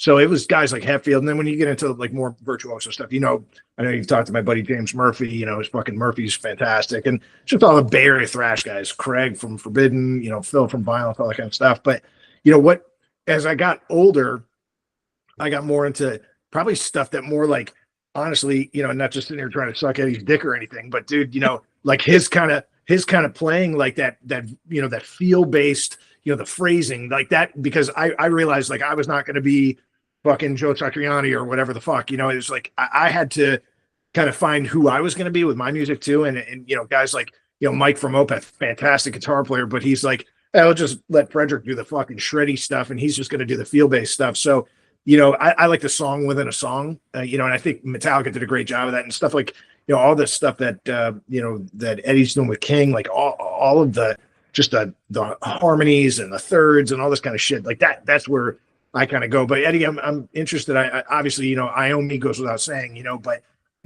any other kind of like, as you were in those formative years, who were some people that really kind of drove you to say like, fuck, like I want to play more like that outside of dudes like Iommi and, those. I mean, it's my guitar knowledge is I think I know a lot more than I think I do, but I don't feel like it, so it's like, I know I teach at a school right now, Let There Be Rock in Fountain Valley, so Pepe was like, you should go do it. There's another one. So I found myself kind of like, how the hell do I teach this stuff? Luckily there's a lot of kids in here, so they don't know what the hell's happening anyway. So I could kind of like put my own theory and it helps these kids. It's great to watch them light up. Like, oh dude, I got a G chord, or like anybody. And shout out to Pepe. Pepe does it too. Teaches it at Pepe owns his own place. Obviously, fuck, dude, the Marty Friedmans and Dave Mustaine's of that the Megadeth era, Dimebag Darrell, of course, KK Downing, Glenn Tipton, the whole. I know what I kind of obviously my roots in love are kind of come from the 60s and 70s, so I'm always going to own up to like, I love Jimmy Page and his phrasing. And it's like, it seems sloppy, but it's so artistic that it's amazing. And you couldn't write the Rain song. Like, I don't know who you are, but anybody in the world can't write the guitar of the Rain song. It's just amazing. Of course, Iommi and Clapton. And kind of boring, there's a lot of other dudes out there. But I do believe the Pantera stuff, Dimebag Darrell, when I really like, because I heard of Pantera and I was like, those guys are really heavy. Those guys are cool. I'm a fan of each one of them. But then when I sat and started playing guitar and I was just like, I want to learn this riff, whatever it was, the easy part of Walk, you're like, I could do that one. And then all the movements and the progressions and you're like, ooh, watch, I'm going to get this guitar solo. And then you're like, my fingers just went cross-eyed. Like, I can't play that, so trying to like, how the fuck did he do that? And really, then I started like dissecting all the stuff of how he played. And I was just like, this guy's an animal. Like, how do you even play this or even come up with this? It's just like, that guy kind of blew my mind, the Marty Friedman stuff as well. His gnarly, scales and just like the mixed Iolian and all the crazy, whatever made up words, Fajanios or whatever scales, I couldn't do it. I was just like, yeah, I could get close, but I can't get that, So that's where I started going, well, I'm getting pretty close to these things, but it doesn't have to be them because I'm just going to start writing my own material, So that's kind of when I was about 15, instead of like full on learning a bunch of cover songs, I just started writing music and just getting better and better and better and better and better at it, So by the time I was 22, I was able to write fucking like 15 songs. Like, yeah, and it's different, it's cool, and I'll give you the melody and I'll give you the bass, and I got all the stuff coming out of my head now, and that's kind of where it lies. Paul Gilbert, I think, is a phenomenal fucking player. I don't love all his music though, but I love like his playing is just insane, So yeah. Well, has it always been a conscious decision of you guys though? I might have asked you this the last time though, man. You guys are a three-piece. Was that always the plan? No, we had another. I think it was gonna be a 4-piece. We had a different singer at the time, and it just kind of wasn't working out, and it just didn't really have a feeling. But it was all the same riffs, it was all the stuff of King, but it was more throat vocals, and it just wasn't working, So we're trying to do that. We were gonna do this thing where there was a heavy vocalist and my vocals, and the idea just wasn't coming across. It was just like, man, I think it's fun that we're doing this, but it doesn't really sound artistic. Where's the artistry here? Like, it just kind of sounds like we're throwing fucking ideas against the wall, to appease both sides of the action. Ooh, heavy throat and singing voice. And a lot of the times those types of bands, my vocal arrangements and how I kind of sing is a little bit more bluesy than it is fucking Linkin Park, you know what I'm saying? Like, Linkin Park has a different vocal styling, and when people hear, oh, you sing, oh, what, like Linkin Park, you're like, no, fucking not even close, So you're just like, just take a listen, because it's different. It's a little Soundgarden, it's more Sabbathy, it's a little bit more Pantera riff driven, and it's a little bit more, it's a little bit more metal with I guess 90s style vocals, so it's always a struggle trying to explain the band, it's like, so. It's kind of cool though. It's a cool problem to have, because I think there's distinction there, and that's the thing. Because right now, we're all guilty of it, right? You mentioned earlier in the conversation, like looking like what's new in metal or whatever, go to the gym, listen to some new shit. And you're like, I'm not into this, right? And it's, and I don't know if I've just turned into like some fucking elitist or if I'm just some douchebag who can't connect to whatever the fuck is happening anymore, but it's like you listen to it, it's like there's just like, when's the last thing, and maybe it's just a kind of random question, Eddie, but what's the last thing, if you can recall, a band that you listened to that just fucking blew you the fuck away? You're like, holy fuck, like this is my new thing. Do you have one of those? I always go back to this one band. It's just like I at this point, I was introduced to them probably, I don't know, fucking like 9 years ago. And I was completely blown away when I heard the song, the first track, all the way through the entirety of the record. They're fucking amazing. They're called Captain Beyond, but the album was released in 1972. You can't count that. Yeah, that was like, at that time, I was like, fuck, dude. That's older than I am. How come I never heard this record, And I started listening to my buddy Jim Roeder from Fireball Ministry. I had some writer's block, and we were working with him. He's just like, hey, have you heard this band? I was like, yeah. I was like, he said, have you heard this band? I was like, yeah. He's like, have you heard this one? I was like, no. And this one, no. And Captain Beyond was one of those bands, and it just fucking blew my mind. I don't know if you've heard the record, but if you're into that older shit, like, you prepare yourself to have the funnest time listening to a brand new band that you've never heard of, but they don't exist. Yeah. I think they've had a handful of like reunions, but nobody who knew who this band was, and they should have been just as big as fucking Sabbath or Zeppelin. I think they got 2 records out of it.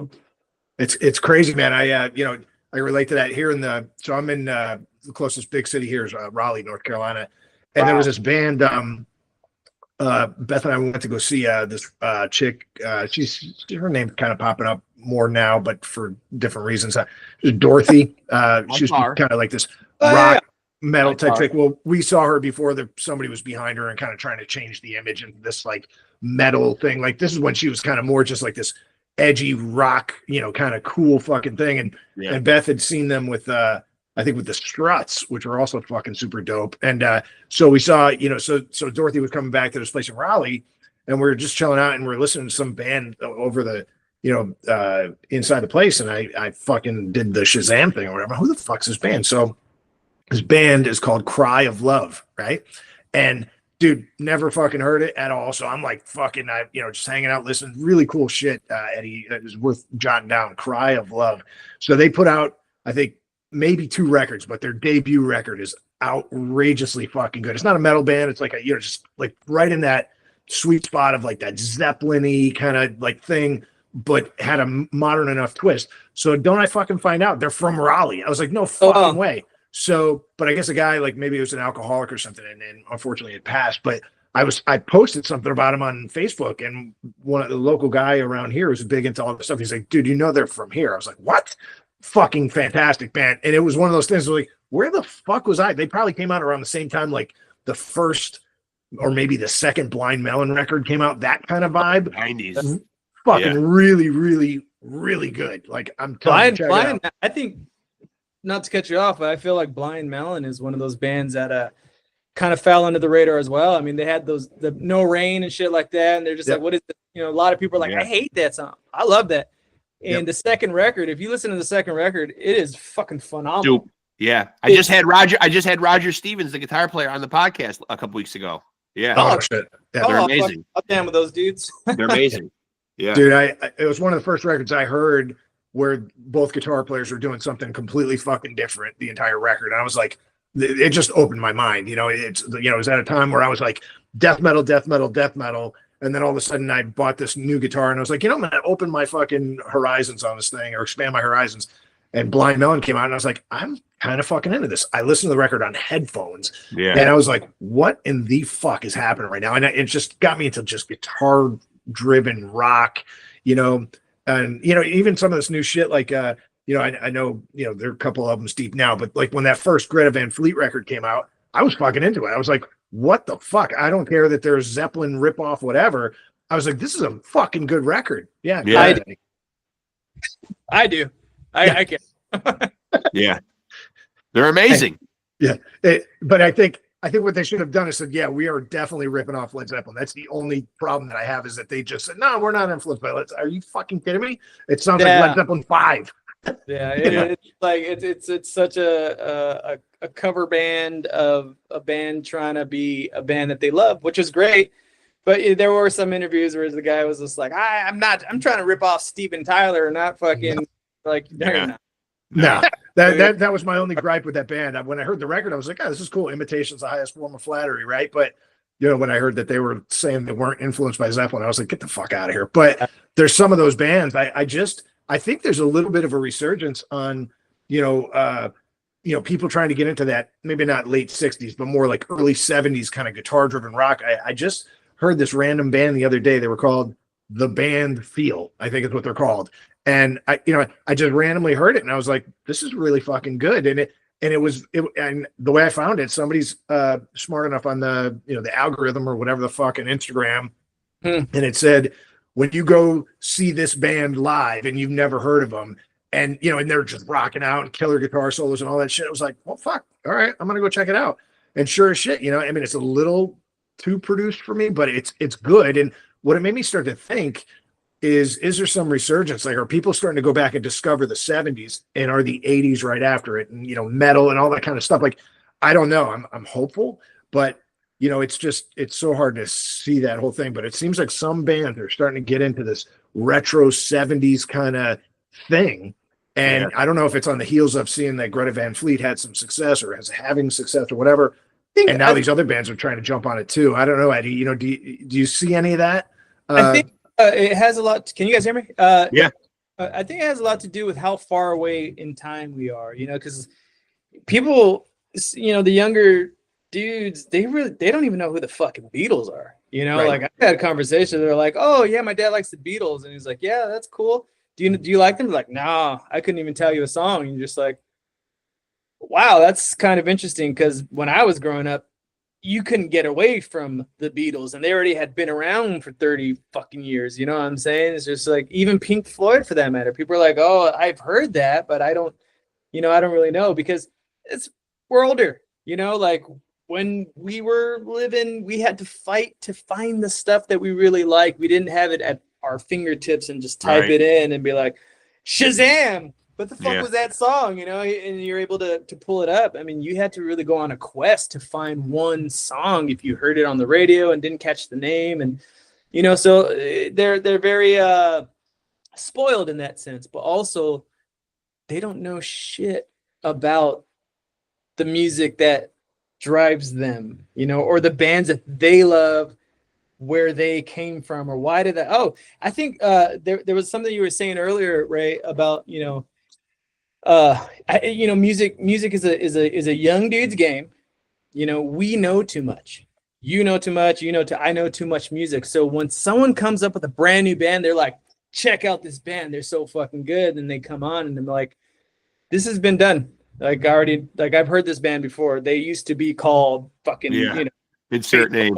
I know this used to be, and even now there's an in between, and I don't want to get in trouble, but that band Sleep Token, they're doing some really good shit. They're really good. A lot of people are kind of throwing them at me, and I'm like, fuck yeah, they're really good. I was like, but it kind of reminds me of that band Carnival, and they did shit like that too, and I don't know. It's just like I've heard it, and I know they're kind of pushing the genre in a different way and doing other stuff, but it's the essence of it reminds me of Carnival. So that's why you guys are fortunate, because you kind of have dialed in on something and kind of have like your own sound. You know what I mean? Like, having something that's kind of customary to your particular band is a nice advantage, I would think. Yeah, I mean, again, I think a lot of people can probably pinpoint us as well and be like, well, that sounds like this, and it's kind of one of those things where we don't know, like, does it work for you or not? I mean, they could be like, oh, well, that sounds a little too much like Soundgarden, but it doesn't. Because the music is fucking completely different. The riffage is different. The drumming is different. So it's kind of like, well, yeah, we have that recipe as well. We added that, but we also added this, that, and the other. And it's just not a blatant, there when we were coming up, there was a handful of bands. I'm not going to say their names, but they were fucking blatant Black Sabbath ripoffs. 100% out the fucking door. It's just like, dude, this is literally volume 4. Like, and there was a handful of bands that were like, yeah, we want, they're thinking about coming out and touring, and what do you think about this band? I was like, well, this is kind of too much of a ripoff. Like, I'm outspoken and I'll say Electric Halo, that riff itself was very inspired of me thinking like, what would Iommi do in the 90s? I know Sabbath had a record, Forbidden, in the 90s. I don't even know if he loved it that much, but I was like, maybe something Iommi would kind of do and move this third and turn it into a major minor thing, and like it came out, But I'm not like saying, I'm not ripping off a Sabbath riff, or the tones, and I'm not playing Laney amps trying to capture the volume 4 thing. I just really inspired by it, and if something sounds too much like it, I throw it out the door. So I was like, well, that's too much. That sounds exactly like Lord of this World, or that sounds, So I am always borrowing.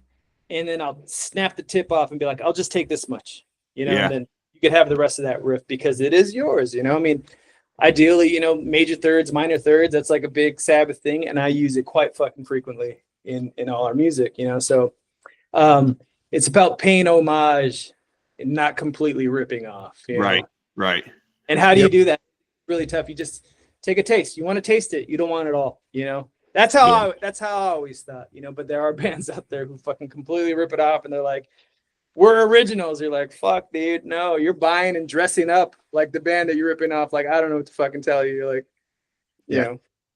That's a tribute band more than anything else. I'm right there with you, man. I like what you're saying there. You kind of just take a taste. I mean, fuck, you look at every record, anything that I've ever recorded or whatever, and every bit of it is, we still play in standard fucking tuning. I'm on a 6-string and I'm on a 7-string, but it's all standard tuning bullshit. My brain can't fucking adapt to any of that yet, And but it's every part fucking Master of Puppets and Ride the Lightning and fucking Lamb of God and Pantera and Violence and Forbidden. Like, and it's just all these like bits and pieces. I like what you say. You kind of just snap the tip off, and you're like, all right, this little phrase is kind of reminiscent of this thing.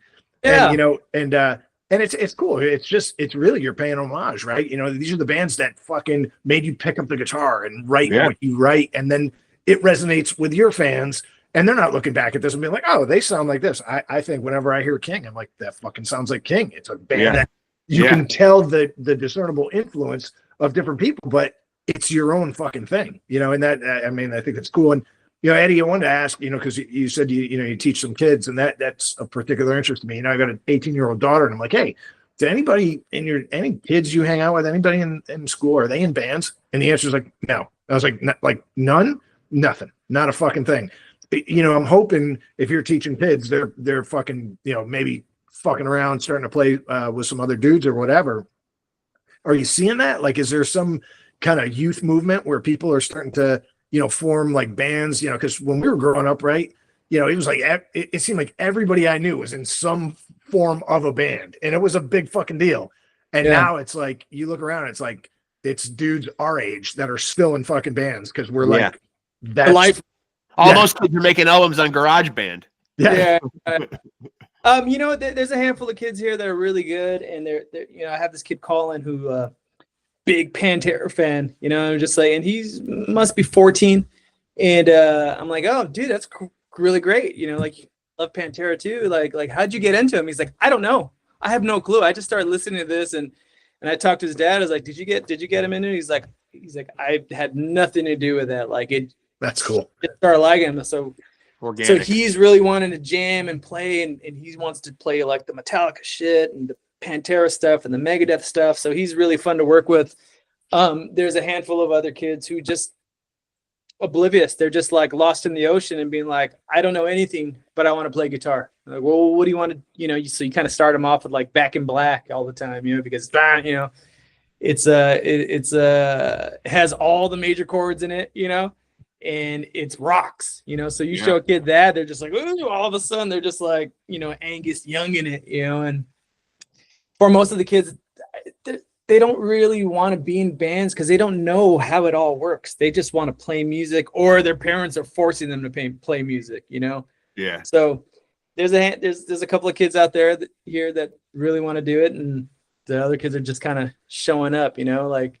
Yeah. Nobody really knows I do this, by the way. So you guys are probably the first ones. Like, that's cool. I don't really promote this, and it's just like, hey, I'll come on in, and it's kind of better that way because there's some dudes who are like, oh, dude, the guy from King, I want to fucking take advantage of it, and then I get like some weird, crazy dude who's just asking me a million questions that's not on a podcast, But so it's kind of fun to watch these kids grow and get better at the guitar and just move and. Hopefully, we have some sort of new interest in heavy music instead of, as you said, one of the younger. I can't like name a band out there that's fairly new, and then you look at their age range, they're probably well into their 30s, and 40s. It's like us, we're all in our 40s, and it's a strange thing, Look at any band out there right now, just name them off, and you're like. The younger dudes are now in their late 30s, and What I fear quite a bit. I know there's a lot of Metallica haters out there and all this kind of stuff, and I'll never understand it. But the big thing for me, I think about these huge fucking bands that are more like a brand or this legacy act or whatever, and good news is, Metallica's still putting out records. The last one was not terrible. I mean, it's not going to ever be Master Puppets Part 2, but fuck, these dudes are in their 60s. They're playing, thrash-esque music, which is outrageous. One of the largest bands in the fucking world. And, a lot of people are kind of rooting for their demise. You see the stupid blabbermouth fucking troglodyte, comments or whatever. People are like, oh, fuck these guys or whatever. But I think, man, and Eddie, I'm interested in your take on this too, that when these bands decide to hang it up, right, for pick the fucking reason, Metallica, Lamb of God, Slipknot, Cannibal Corpse, like any of these bands that they just decide, hey, it's time, we're done doing this. What the fuck happens, dude? Because I mean, gone are the days of people going around, selling out 18 and 20,000 seat arenas or more. In my opinion, I just don't see that next level band in our kind of world that can really do that sustainably, right? Like I just don't know that if all those huge bands that I just mentioned, decide to hang it up, what tour is coming through that's gonna fucking sell 20,000 tickets? Like I don't know who it is anymore, and it frightens me for the future of our stuff. Yeah, I don't know. I cannot answer that question at all because everything's kind of moved over to hip hop and pop music. Taylor Swift's going to be around for another fucking 10, 15 years, easy. I don't know. I have no clue. We always talk about this. I have a buddy who has Red Monkey podcast, and that's kind of a question that we always ask each other. Like who's the next fucking big one? Who's after like. If we go through it, like after Metallica's gone, fucking Ozzy's gone, like god damn, like how fucking Paul McCartney's gone, like all this stuff is gonna happen in the next. As long as we don't get into car accidents or fucking cirrhosis of the liver or some shit, like we're gonna be around to watch it all go in the next 10, 20 years. Like fuck, we've already seen the Cornells gone, the Lane Stanley gone, fucking Scott Weilands and the fucking Bon Scotts and. All the legends that we love. If you take a look back, you're like, "Whoa, oh yeah, that guy's dead. That guy's dead. That guy's dead. That guy's dead." And like, we only have a handful of people. Fucking. What happens when Dave Grohl is still a fucking massive star, massive rock star? And he might have been kind of taken out of the spotlight for whatever reasons, but Foo Fighters is still a massive fucking band. Pearl Jam's still a massive band. They're like our Rolling Stones, I guess, if you will. Yeah. The Rolling Stones. Charlie Watts is dead. Like holy shit. Yeah. It's like, who's the next? We don't know. Fucking Maynard from Tool. Like he lives in. God, I can't really think of anybody. I'm not so convinced that we will see Keith Richards die in our life. No, I'm gonna be the one that puts his conscience in a fucking hip and is just. He might outlive us. Who knows, man? And so for people that want to keep tabs on what you guys are doing, man, because everybody's out on the socials nowadays, man, on different platforms, man. Where's the best place to keep tabs on King?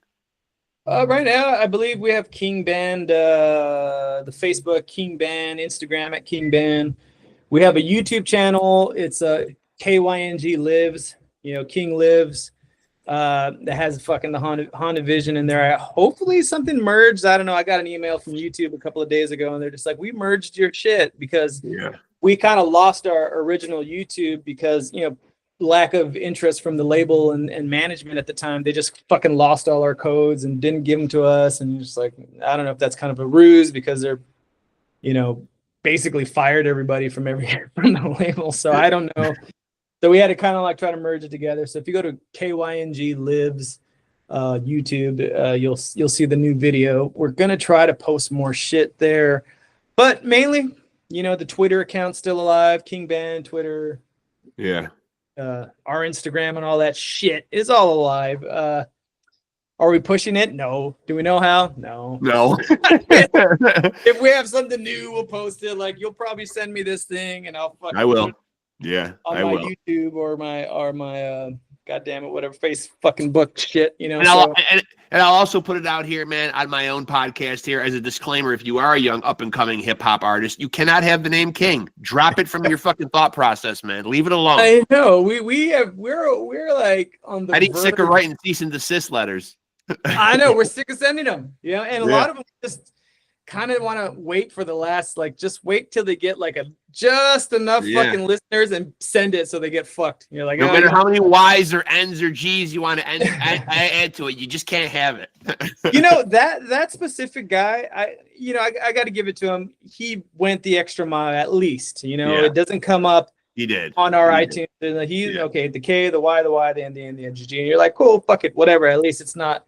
He's probably working in a McDonald's drive-thru right now. Who knows? But hopefully all the best is happening to that guy. But there's again 40 to 60 to 80 other fucking who are still trying, like, fuck those fucking guys. I know, Like, I there's know. already a slew of them. Like, guys, get your own fucking name. I mean, thank God I go to my Apple Music platform, man, and if I put in KYNG, you guys are at the top. But you are correct, though. There are variations and numerous different spellings and other artists who are all trying to cop the KYNG spelled in that way.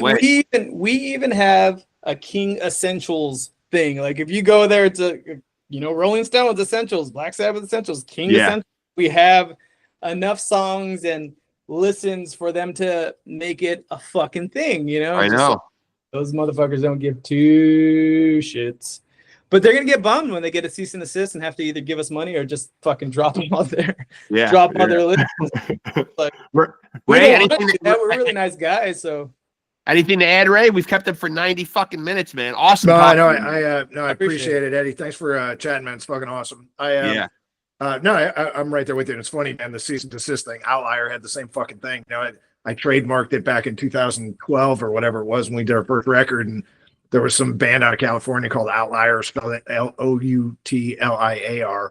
And I reached out to them. They're a bunch of kids. And it was cool music, but I'm like, guys, like, and I'm a CPA, so like I know the shit too. So I'm like, you know, I had to fucking send them letters, get my lawyer, do all this kind of shit, you know. And but what happens is they usually just fucking disappear, they break up or whatever. Yeah. But it was funny, man. People are like, oh, I just thought it was a popularity contest. Like, no, dude, there's like a real fucking thing, and you're kind of behind the scenes rooting for them to be successful, so you can sue them and fucking make some money for marketing, you know. And you know, the last thing I did want to add, you know, Eddie, you know, wanted to touch on it earlier about the videos, man. Videos are very cool, you know, that you've done, you know, over the years. You know, whose ideas were some of that stuff? Or like, you know, I think he did one for Breathe in the Water, and then this last one with Haunted Visions. Obviously, it's cool. It's not just get up and play the fucking guitar kind of video that everybody, ourselves included, kind of do. You know, so it obviously requires more thought. Talk to us a little bit about that. We try our best to like budget a video and make it as cool as possible. You know, we always kind of get the guys together and just like, what can we do? And it's just like, you know, we wanted with Breathe in the Water, like we want to do this thing with the pup. We had when we did the Electric Halo, someone wrote a treatment and we were just like, I don't care. That's not really what the song's, but sure, fucking let's do that, you know. And we kind of did it. And after that, we're like, well, yeah, let's put a little bit more thought into it. So when it came down to Breathe in the Water, we had a buddy, Dave Pino, who made puppets. And I don't know if it was myself or Pepe, but it could have been Pepe, who was just like, man, we should make one with puppets. And I was like, kind of like, yeah, that'd be fucking cool. And we could do Breathe in the Water, because a lot of the times my songs have stories built into them already, you know? Right. So when I write, I kind of try to write this story. There's a metaphor, and there's all kinds of stuff that I've already seen, and it had a lot to do with that specific story was right out of the page, you know, like that was a news source that we were like, oh, let's fucking write something like that. There's a human aspect, and this is kind of gnarly. We're not really choosing sides here. It's just this fucking story that we saw. How do we do that? You know, let's do it with puppets, you know? So we did it with puppets. It was a little easier than trying to drown somebody. So, and then moving on to Haunted Visions, and that was another thing. We're like, man, it would be fucking really fun if we got. Pepe was talking about how, like, he's like, you know, it's fucking strange. He's like, my kids love watching YouTube videos of other kids playing with their toys, and you're just like, that's such a weird phenomenon. Like, what is happening? Yeah. Like, go out and play with the toys. You know, you got toys, go play with them. Like, don't, you know, they're watching some other kid play with toys. It's a strange thing that a lot of kids do. So that's where it kind of starts spinning out of control. We're just like, what if we did, you know, we got a bunch of action figures and just fucking blew them up and turned the story of what it, you know, that Haunted Visions is a real story as well, from an interview I did with a Vietnam veteran. And there was a story behind what he saw and how he did it, and that's how I built the song. So it was just like, we have to make it and build it around loosely about what I'm singing about, you know? Right. So that's why the wolf is like in war and he's fighting, and they turn against him, and then he gets shot in the head, and, you know, he fucking vows revenge, and the spirit of the wolf kind of comes out and just starts fucking eating and maiming and blowing up everybody. We had a Tony Hawk little action figure that got torched with a flamethrower. I like that you put a lot of thought into it, though. What was that? Yeah, I love that you put a lot of thought into it, though, man. It harkens back to a better era, man, when MTV used to actually play videos and they used to tell fucking stories, you know? Yeah. I mean, thought went into them. Completely. So a lot of thought went into it, and we just wanted to have as much fun with blood. And I was on eBay. I must have bought about 40 little army characters. You probably only see like 7 or 8, but I bought all these little fucking characters from the 90s. Those are all old vintage dolls, but Yeah. if you watch the video, now that you're knowing they're all vintage, and except for the main character and the wolf, those were the 2 newer pieces, but everything else was like a vintage old 90s G.I. Joe knockoffs, and fucking we maimed them and cut them up and torched them, shot their faces off. And if you haven't seen the video, people who are watching, amazing. Go watch Haunting Visions. It's on King Lives, the YouTube channel, and all that shit. It's fucking fun. We had a blast doing that. And there's a spot where we put little boots and pants on our fingers, so it looks like they're marching through it. But if you just that was cool. That was funny. Yeah. Well, Anyways. listen, man, I appreciate you doing this, man. You know, I love chopping it up with you, man. Definitely stay in touch. When new music's coming out, we'll get on here and we'll do it again for sure. Yes, sir. Yes, sir. There's a lot of awesome featurettes coming. We're going to do 3. Good. We have an awesome fucking cover. We have a cover that is a no-brainer where people were just, it's a hidden gem, and we got it, and we have to release it before someone else takes it. So it's already done, and I think you guys are going to be super stoked, because it's one of those songs where you're going to go, well, that's not a metal song, but fuck, what a no-brainer. You know? Yeah. That's awesome. Yeah. We look forward to it. That's awesome. Yeah. Thanks a lot, Eddie. I appreciate you. I appreciate you guys. Great chatting with you. Awesome talking with you, man. Yeah, as always. Yep. Yeah, you too. Have a good holiday, man. See you later. There he goes, folks. There he goes. Yeah. It was long in the tooth, but dude, you get 2 talkers like us, and they're gonna be I know. long, you know. But dude, it's hard not to get long in the tooth though. But you know what? I kind of like when I get, I kind of like when they go a little bit though, and there's some substance behind them. You know what I mean? Like, they're a talented band, man. It's listen to their whole catalog. Kind of preparing to have this conversation. And I reached out to those guys a couple of different times over the years. Just to kind of see like, because they're kind of in that. I call it like mid-market, I guess, right? They're kind of like in this spot that, it pisses me off about bands like his, because, they're just not the labels. He was talking about the story, man. It's all about the numbers, and I had a guy I was talking to a while ago. It was the same kind of thing. He's like, dude, your numbers just don't tell a story for these labels. So nobody's going to give you a sniff. And, I remember talking to Monty Connor, who's head of A&R at Nuclear Blast. And, Monty's super fucking cool guy. He comes from Road Racer Records, all that shit, right? He was in on the ground floor, and he's like, dude, fuck it. He's like, just have fun with it. He goes, you guys got a good band, just fucking have fun, like keep the pressure out of it. And I kind of got a little bit of a sense, from Eddie that, he's probably kind of going, down that same direction. They're going to make a decision that makes sense for them. And, hopefully that means that they're going to, start, getting their music out to the masses again, and, maybe be able to get out on the road or whatever, it'd be I'd love to see him. I was kicking the tires with some friends, and I was like, hey, you guys know about this band KYNG, and all this. And I remember one guy was telling me, he was like, hey man, he's like, I never bought any of their albums.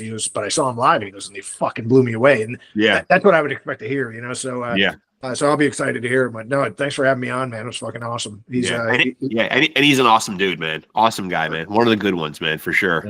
Well, cool, dude. We'll have to do it again, man. We'll figure out who the next one is, and but it was good. It's good to see what's kind of going on with the world of dudes who are really fucking just kind of have their super talented. I know. That was why I had to poke and probe a little bit and like ask, man, like not to like impugn the other guys in the band, man. I've had Pepe on, man. They're they're all awesome guys, man. But when I asked that question, I could very much see Eddie still being very captivating, man. Honest, might not be what everybody wants to see who likes the heavier side of KYNG, but I could see that guy being on a stage, man. On a stool with an acoustic guitar and still have it be very captivating. Oh, it'd be awesome. It'd be awesome. He's definitely got the talent for it, no doubt about it. Well, cool, brother. Listen, man. If I don't talk to you before the holidays, enjoy them, and we'll set something up here down the road for sure. Yeah. Appreciate you, brother. Thank you, man. Thanks, all right. brother. I'll talk to you soon, brother. All right. Later. And there he goes, folks. There goes two of my bros right there, man. Love both of those guys, man. EDDIE VELIZ from KYNG. That's KYNG. And don't fuck that up, man. Or you may be on the receiving end of a cease and desist letter from EDDIE VELIZ. There's only one KYNG. It's KYNG. It should be at the top of your streaming platform or wherever the hell you go listen to music, man. That's the only KYNG that you need in your life. Period. amazing albums like my personal favorite up till a couple days ago when listening through the discography again. I realized that now I really love Breathe in the Water. But Trampled Sun, the debut album, fucking crusher, man. Burn the Serum, Breathe in the Water, and a beautiful acoustic record of cover tunes, Beyond the Dead Woods, that they put out in 2021 is an absolutely fucking amazing album, man. Super talented three-piece band, man. King and Eddie, just an awesome fucking dude, man. So I really appreciate him coming on here. Actually, let me give myself a look. I didn't really get to dote over myself in this episode, man. Make sure that the Diamond David Lee Roth Jr. looks have held up over a 90-minute conversation. Let me stop and admire the view.